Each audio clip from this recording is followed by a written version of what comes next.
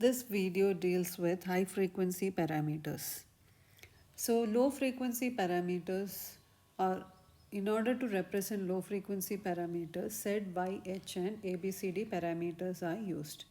So basically in this parameters, the network ports, we basically deal with net voltage and net current or open and short circuit terminations. But when we deal with RF or high frequency microwave frequencies, the frequency is very high, it's around 300 megahertz to 3 gigahertz. It is very difficult to implement short and open circuit terminations for this high range of frequencies.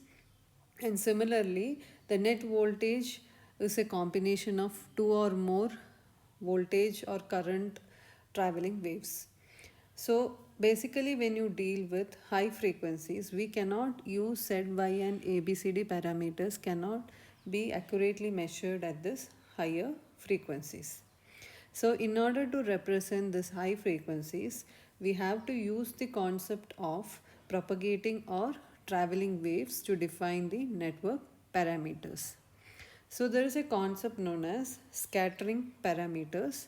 So basically scattering parameter means it is a network representation of a two-port network at high RF or microwave frequencies. In short, we write it as S parameters.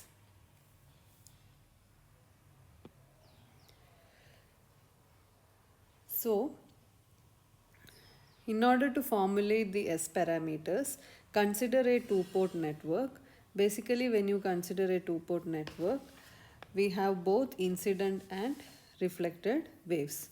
So here, V1 plus, so we have two ports, that is port 1 and port 2. So V1 plus is the incident voltage and Vi minus is the reflected voltage. Similarly, V2 plus is the incident voltage and V2 minus is the reflected voltage. So these are the voltage phasor incident on and reflected from the terminals of a two-port network, and as it is two-port, we can specifically write I is equal to 1, 2. So in order to represent the two-port network, usually scattering matrix is defined to describe linear relationship between the incident voltage wave, that is the phasor matrix V1 plus, and the reflected or transmitted wave phasor matrix, that is Vi minus at any two ports. So basically, as it is a two-port network, we have S matrix will be a 2 by 2 matrix. So the general representation of S matrix in terms of incident and reflected voltages are written as V1 minus is equal to S11 into V1 plus S12 into V2 plus. So here V1 plus is the incident voltage and V1 minus is the reflected voltage. Similarly, V2 minus is written as S21 into V1 plus S22 into V2 plus. So the general matrix can be written as V1 minus and V2 minus is equal to S11, S12, S21, S22 into V1 plus V2 plus.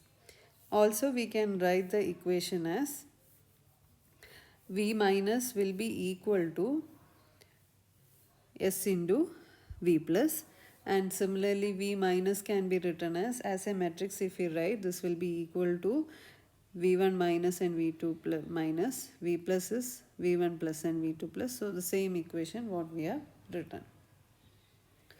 So in this case, in this two-port network, we have considered the characteristic impedance to be Z0. The characteristic impedance is considered to be Z0 in both the locations.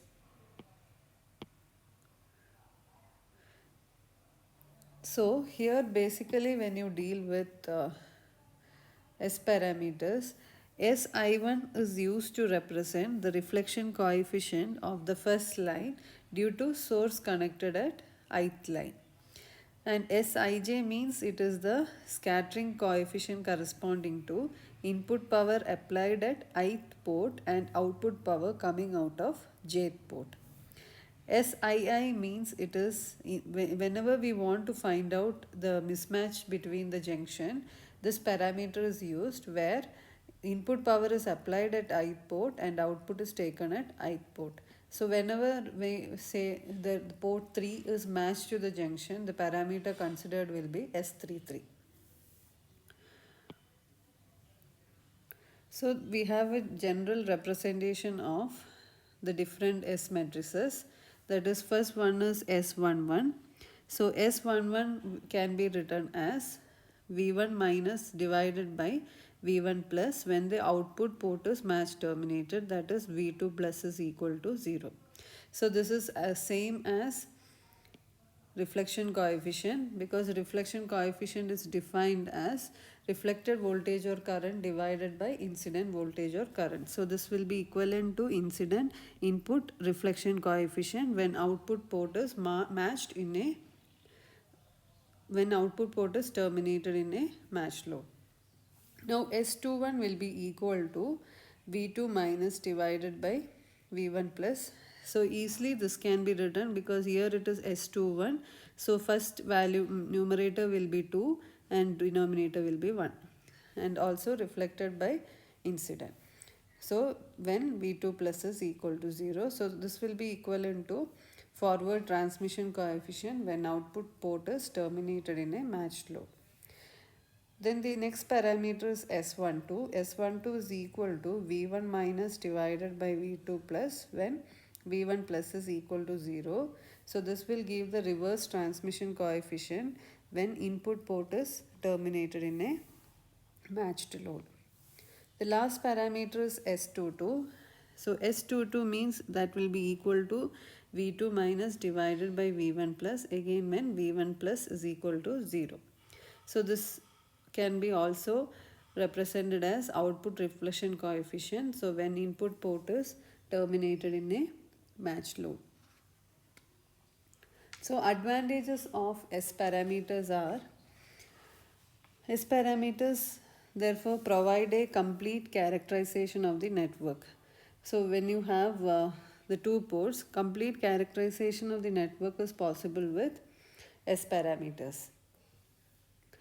So when we are using S parameters, the need for use of short and open circuit as in lower frequencies is completely not required. It's not necessary in case of higher frequencies when we are using S parameters. So also when we are using open and short circuit in a circuit, so this can result in strong reflections which will lead to oscillations or damage to the transistor circuitry.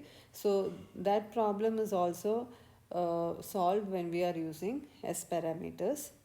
Also, S parameters require the use of matched loads for termination. So because of this, all the load will absorb all the incident energy, and so there will not be any serious reflections back to the device. So the reflections are all eliminated in when we are using S parameters.